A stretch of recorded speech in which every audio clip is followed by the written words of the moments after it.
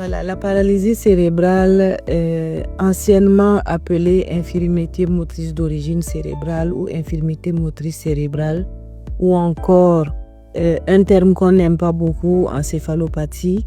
C'est un ensemble de pathologies qui vont toucher la motricité, qui vont toucher le tonus, entraîner des troubles posturaux chez les enfants.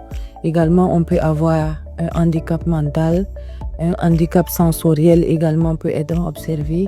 Et cet ensemble d'atteintes-là va avoir pour conséquence une limitation dans les activités quotidienne de l'enfant. Elle est liée la plupart du temps à une atteinte du système nerveux et une lésion de l'encéphale.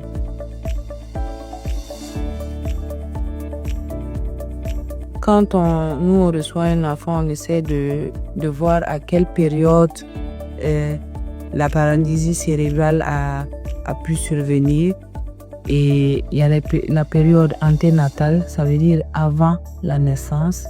Généralement, c'est des fœtopathies, soit c'est des malformations. Voilà, dans le cadre de mamans qui ont eu des pathologies, soit une hypertension ou bien une prééclampsie. Également les causes périnatales, ça veut dire autour de la naissance de l'enfant. Et la plupart des patients que nous recevons, c'est des causes d'anorexie périnatale.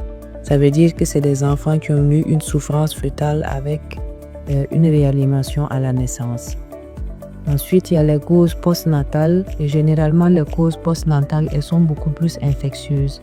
Quand il y a une infection du système nerveux, telle qu'une méningite, telle qu'une encéphalite, ça va laisser des lésions séquelaires. Et ces lésions séquelaires au niveau du cerveau vont engendrer justement des troubles posturaux, des troubles moteurs, des troubles cognitifs.